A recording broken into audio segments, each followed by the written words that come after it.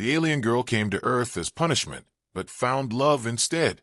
The stars closed behind her like iron gates, and for a moment she felt the weight of her punishment settle deeper than the cold vacuum around her. She didn't cry. Her people rarely did. But her ears drooped forward, a small betrayal of her emotions. Her pod spiraled down toward the planet below, wrapped in flames, rattling hard enough that she imagined the council back home laughing as they watched her plummet. The pod had been stripped of luxuries. No autopilot, no voice of comfort, only a warning system that repeated in the same flat tone. Re-entry angle unstable.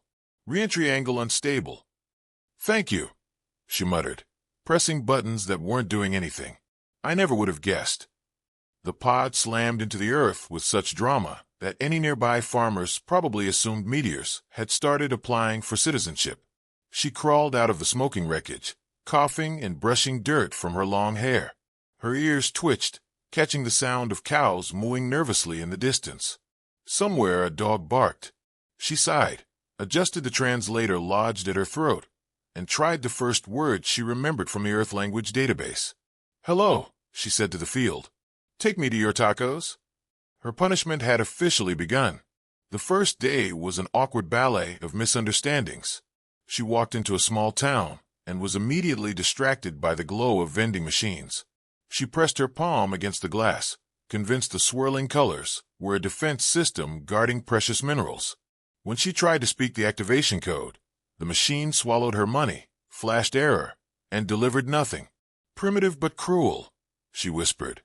At a grocery store, she attempted to pay for bread with a handful of luminescent crystals that she had tucked away in her belt. The cashier stared, blinked twice, and asked, "Are these glow sticks?" She tilted her head. "They are compressed star residue harvested during the eclipse of—" But the cashier had already turned to his coworker, muttering, "We've got another one from Comic-Con." She left with neither bread nor dignity. By nightfall, she discovered the Wi-Fi phenomenon. Her wrist implant, still functional despite the crash, kept latching onto signals from houses around her. At first, she thought they were distress calls. Linksys 5G appeared on her interface, and she whispered, "Yes, brave Linksys, I hear your plea." She accidentally boosted one router's signal so strongly that the entire neighborhood suddenly streamed high-definition movies without buffering. The residents hailed it as a miracle. She considered announcing herself as their new goddess of bandwidth, but decided she'd had enough embarrassment for one day. The loneliness hit her harder than the pod's landing. She set up a makeshift shelter in an abandoned shed, the wood creaking under her weight as she lay on the floor. She thought about her homeworld, about the moment the council pronounced her punishment, about the whispers of shame that followed her out of the chamber. Earth smelled of soil and exhaust, not the clean crystalline air of her mountains. She closed her eyes, but her ears twitched at every sound, frogs croaking, a train whistle in the distance, crickets like static in the night. And yet, there was something oddly comforting in the chaos. The next morning, she tried to blend in. Humans seemed obsessed with fabric, draping themselves in layers even in the heat. She scavenged clothes from a donation bin, emerging in a neon green sweater 4 sizes too large and mismatched shoes. She walked into town again, trying to mimic human behavior. She watched one man drink coffee and spit it out when it was too hot. She copied him, buying a cup, burning her tongue, and announcing to no one in particular, "This beverage is an assault weapon." A group of teenagers laughed. She flushed, ears flicking forward. What is so humorous? Did I perform the ritual incorrectly? They only laughed harder, shouting, "Nice cosplay, elf girl." Cosplay. She tucked that word away, deciding it must mean survival. If they thought she was playing pretend, she could exist here. Later that day, she found herself sitting on a park bench, fiddling with her translator. The device had developed a strange glitch.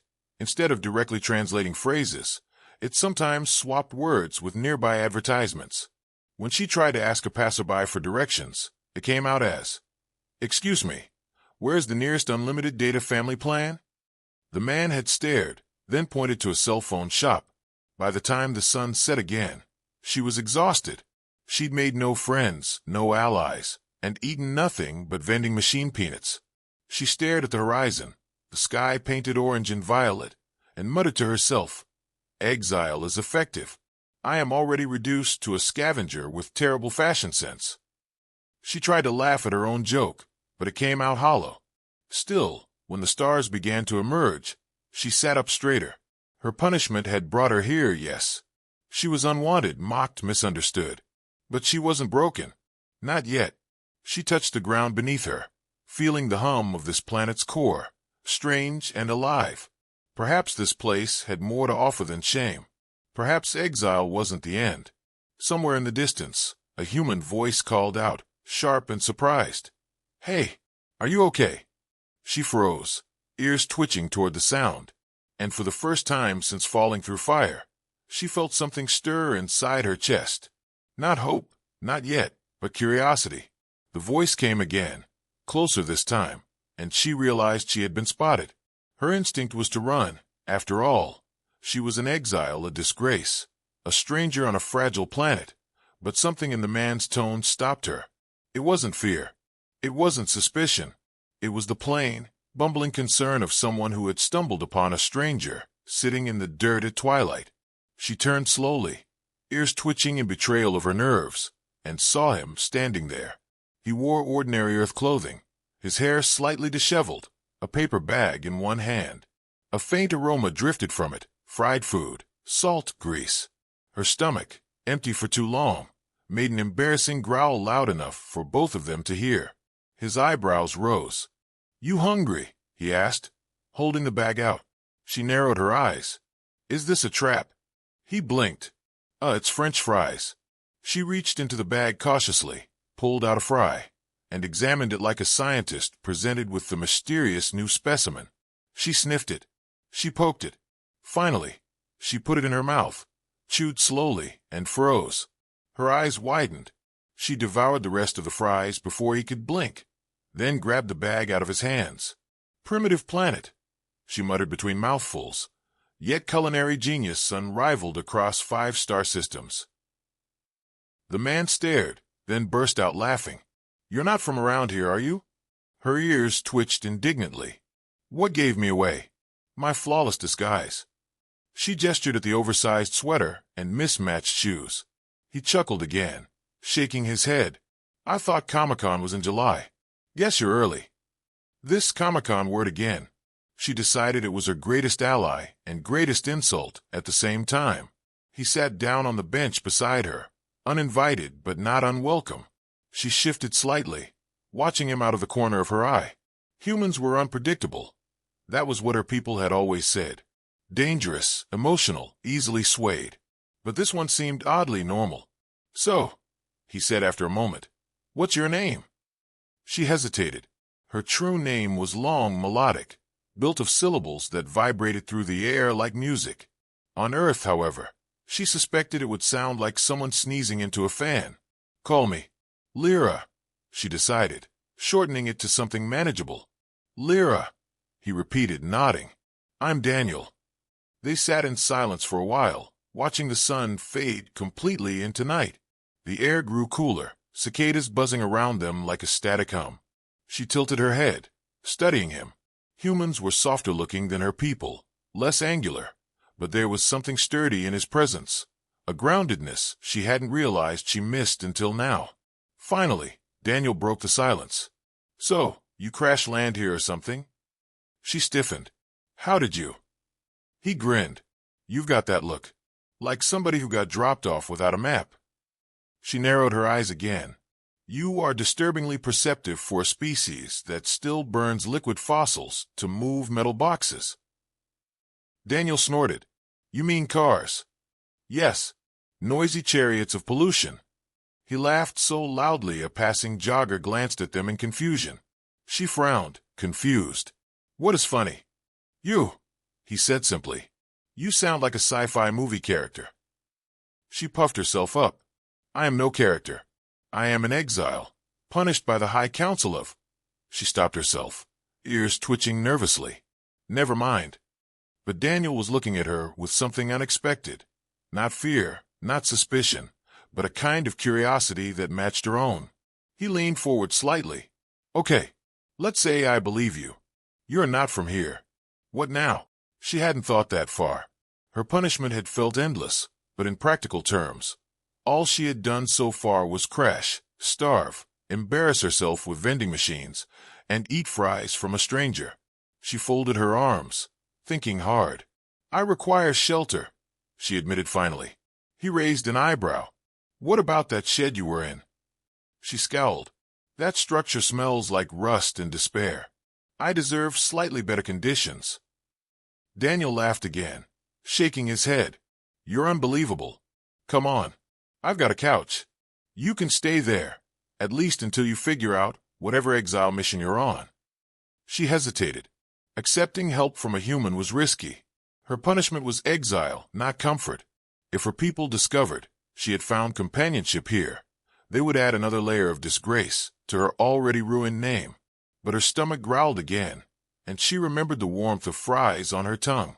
Her resolve cracked. Fine, she said. But know this, I am dangerous. I have the power to. He cut her off, grinning. Fix my Wi-Fi. Great. You're hired. Her ears twitched upward in surprise. And then, against her will, she laughed. It was small, awkward, unfamiliar in this new world, but it was real. That night, she followed Daniel through the quiet streets, her long ears hidden beneath the hood of her oversized sweater. She glanced up at the stars, wondering if her people were watching, if they cared. For the first time, the thought didn't sting quite as much. Maybe exile wasn't only punishment. Maybe it was the beginning of something unexpected. When Daniel unlocked the door to his apartment and gestured for her to enter, she stepped across the threshold with her heart thudding strangely in her chest. She told herself it was survival, nothing more. But deep down, she suspected her punishment had already begun to change. Daniel's apartment smelled faintly of coffee, laundry detergent, and something burnt that she decided not to ask about. He tossed his keys onto a small table, kicked off his shoes, and gestured toward a sagging couch. There you go, he said. Not exactly a galactic palace, but it doesn't leak. Usually. Lyra sat carefully, folding her hands in her lap, ears twitching as she studied the cluttered room. Stacks of books, glowing screens, strange little devices humming quietly. Her wrist implant pinged faintly as it detected half a dozen unsecured signals. She frowned. Why are there so many tiny networks here? Dragon Slayer Wi-Fi, Momphone Hotspot, Skullcrusher 99. Are you people at war? Daniel grinned, dropping into an armchair. That's just neighbors with bad taste in usernames. Wait until you meet the guy upstairs. His Wi-Fi's called FBI Surveillance Van. She raised an eyebrow. Do you humans mock your own government openly? Bold. He shrugged. Mostly we just get bored. She tried to process this while her stomach rumbled again. He noticed and slid a box across the table. Pizza, he said simply. She opened it and stared. This planet worships food. More like food worships us, Daniel said around a mouthful. She took a bite and froze, eyes wide. This is diplomacy in edible form. He laughed so hard he nearly dropped his slice. Over the next days, she found herself drawn into his strange rhythm of life. Daniel worked at a local repair shop, leaving her alone in the apartment with his devices. She discovered television and became fascinated with soap operas. These humans weep excessively, she told him one evening. They declare love, betray each other, then weep again. It is compelling. Daniel grinned. Careful. That's how it starts. Next thing you know, you're yelling at the screen. She did, in fact, yell at the screen the very next night. But the more comfortable she grew, the more she worried. Her exile wasn't supposed to be about comfort. She had been cast out for questioning the council, for daring to speak of freedom where obedience was demanded. Now she was eating pizza and arguing with televisions. Somewhere, someone from her world was laughing at her downfall. One evening, as Daniel fiddled with his laptop, her implant buzzed sharply. A small holographic interface flickered from her wrist, warping the air in front of her. She tried to shut it down quickly, but Daniel had already noticed. He said, blinking. That's not normal. She froze. Her punishment had clear rules. Remain unseen, remain forgotten. No attachments. No technology revealed. But Daniel was staring at the shimmering screen, with more excitement than fear. "Is that alien tech?" he whispered. Her ears drooped. "Yes." Instead of panicking, he leaned closer. "That's awesome. Can it play Netflix in 3D? She blinked. "You are not afraid?" He shrugged. "Why would I be? Half the internet thinks aliens exist anyway. You're just proving Reddit right." She tilted her head. "What is Reddit?" "Never mind," he said quickly. "Dark place." She considered shutting him out, pretending nothing had happened. But the warmth in his tone, the lack of fear, pulled at her. Slowly, she let the hologram expand. It spilled equations, star maps, and streams of data in luminous strands. Daniel gaped. Holy crap, that's the Milky Way, isn't it?" "Yes," she admitted. "I charted it from memory."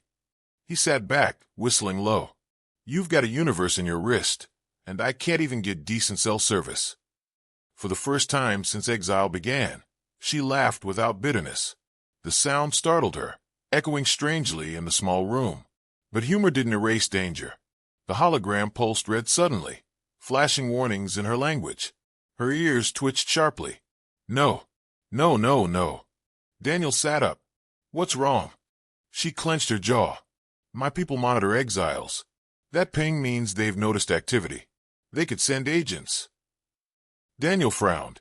"Agents? Like Men in Black?" "Worse," she muttered. "Actual competence." He tried not to smile, but failed. "So we're talking galactic cops." "Interstellar enforcers," she corrected, then slumped back on the couch. "If they find me here, they will drag me back in chains." He was quiet for a moment, then leaned forward with a grin. "Good thing I've seen a lot of sci-fi movies. Rule 1. When the space cops show up, you hide in plain sight. You're my weird cousin from out of town. Rule 2. Bribe them with pizza." She gave him a flat look. "You are either very brave or very stupid." "Little of both," he said cheerfully. Her ears flicked upward, and despite herself, she smiled. The council had wanted her to feel shame, to wither in isolation. Instead, she was sitting in a cluttered apartment, sharing secrets with a human who thought interstellar danger could be solved with food and jokes. Maybe it wasn't survival alone that kept her here. Maybe it was something else, something her people had never taught her, something fragile but powerful. Love was still too large a word, but it was close enough to brush against. The first sign came at dawn, when the hologram on her wrist flared to life, without her touch. Red glyphs spiraled across the projection, and she cursed softly in her own language. Daniel, still half asleep on the couch, sat up and rubbed his eyes. "Let me guess," he mumbled. "That's not the weather report." "They found me," she said flatly. He blinked. "Who?" "Space Amazon tracking their lost package." "Enforcers," she hissed, standing abruptly. "The council has dispatched hunters." Daniel groaned. "Great. First I lose sleep. Now we've got space cops at the door. Do they at least knock?" "They arrive in silence," she muttered, scanning the interface. "They move like shadows between worlds." As if to prove her point, the lights flickered, the entire building shuddered, and outside came the low hum of something not designed for Earth skies. Daniel stumbled to the window and yanked the blinds. A sleek craft hovered above the street, cloaked in a distortion field that rippled like heat haze. Cars beneath it honked in confusion, drivers craning their necks but seeing nothing more than shimmering air. "Subtle," Daniel said, really blending in with the neighborhood. She pulled him away from the glass. "We must leave now." They rushed down the stairwell, Daniel grabbing a bag of snacks on the way. "If we're going on the run, I'm not doing it hungry." She stared at him. "You think of food at a time like this?" "Always," he said seriously. They hit the street, just as a figure emerged from the distortion. Tall, armored, face hidden behind a smooth mask that reflected the city lights. Another followed, then a third. Pedestrians walked past, oblivious, their minds nudged by subtle cloaking fields.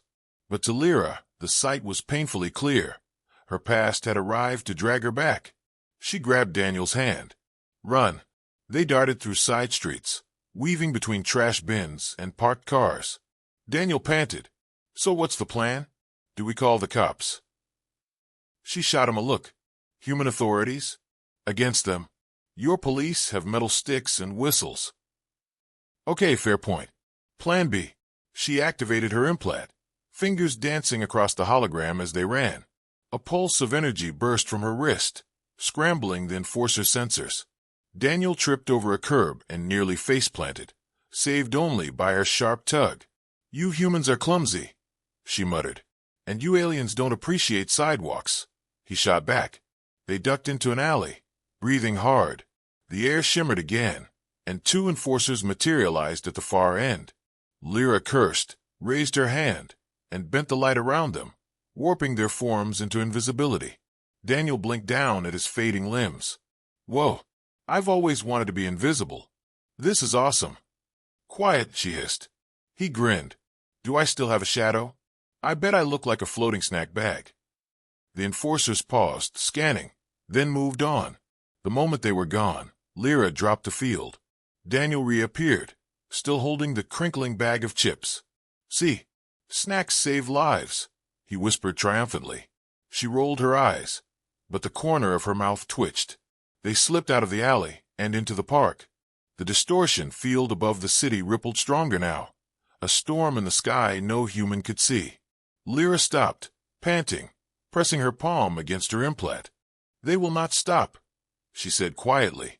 They'll chase me across this planet until I am in chains again. Daniel looked at her for a long moment. Then he said, So we don't let them. Her ears twitched. You make it sound simple. It is simple, he replied. Hard maybe, but simple. You don't want to go back, right? No, she admitted. Never. Then we run. We hide. We fight if we have to. Together. The word lodged in her chest. Together. Her punishment had never included that possibility. She had been meant to wither alone, ashamed. And yet here was a human, ridiculous and stubborn, offering her defiance. Above them, a voice boomed through the distortion field in her language. Exile Lyra of the 9th Crest. Surrender, or this world will suffer your disgrace. Daniel frowned. What did they say? She swallowed. They threatened the planet. He straightened, holding the bag of chips like a weapon. Then they're gonna regret it. She stared at him, torn between dread and laughter. You intend to fight galactic enforcers with fried potatoes? Hey, fries already won you over, he said. Maybe they'll work twice. Despite the danger, she laughed. The sound rang out bright against the hum of the hovering craft.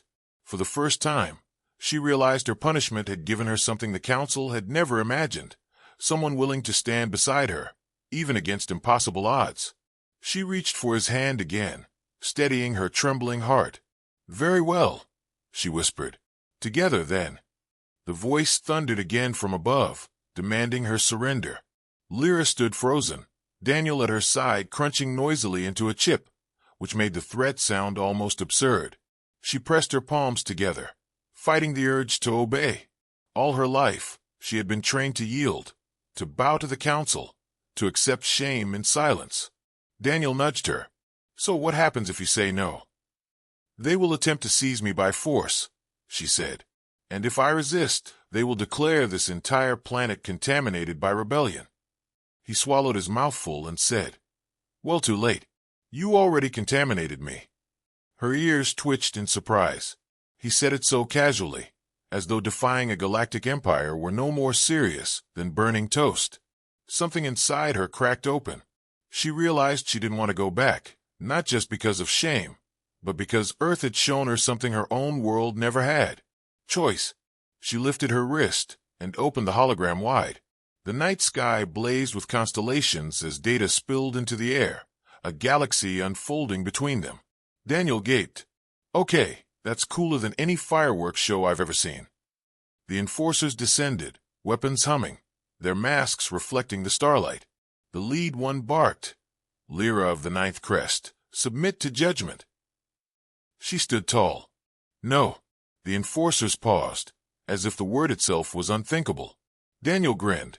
See, simple. Energy surged as the enforcers raised their weapons. Lyra spread her fingers, bending light into a wall that shimmered like glass. The blast struck it and scattered harmlessly. Daniel whooped. Force field. Classic sci-fi move. But she knew it wouldn't hold forever. She turned to him. You should run. He shook his head. Not happening. You're my weird space cousin/roommate now. We're in this together. Her ears softened, folding back in something dangerously close to affection. The hologram pulsed with a hidden function she had never dared to use, the override. If she triggered it, she could blind the enforcer ships, erase their records of Earth, make this planet vanish from their charts. But it meant severing her last tie to her people. No going back. No chance of forgiveness. Daniel caught the hesitation in her eyes. Do it, he said gently. You don't owe them your life. You owe yourself a future. She took a breath, then pressed her palm flat against the projection. Light roared outward, a silent burst that rippled through the enforcer systems. Their masks flickered, their weapons sputtered. Above, the great craft groaned as its cloak collapsed, revealing itself briefly before it blinked out of existence entirely. The sky fell silent. Daniel blinked. Did you just delete their hard drive? In a manner of speaking, she said. I erased Earth from their records. To them, this world no longer exists. He let out a low whistle. That's one way to protect a planet. Forget nukes, just hide the whole place. Her knees nearly buckled with relief. She had done it. She had defied them, not just by surviving exile, but by refusing to let them control her any longer. Daniel caught her arm. So what now? She looked at him, really looked at him. The man who had offered fries to a starving exile, who had laughed at danger, who had stood beside her even when galactic enforcers threatened to drag her away. Her punishment had brought her here. But here, she had found something far greater than obedience. I stay, she said softly. His grin widened. Good. Saves me the trouble of explaining to my landlord why my roommate exploded into stardust. She laughed, the sound bright and free. You humans are impossible. And you aliens, he said, are pretty great once you stop trying to pay for bread with crystals. They walked back through the quiet streets together. To everyone else, the night had been ordinary. No one remembered the ship or the enforcers. Only they carried the truth, and only they shared the victory. For the first time since her exile, her ears tilted upward, not in shame but in pride. She had been sent to Earth as punishment, but in the unlikeliest of places, she had found kindness, laughter, and a human stubborn enough to change her fate. As they reached the apartment, Daniel held the door open and said with mock formality, Welcome home, Lyra of the Ninth Crest. She stepped inside with a small smile. Not exile, not disgrace, just Lyra. And for once, that was enough. The end.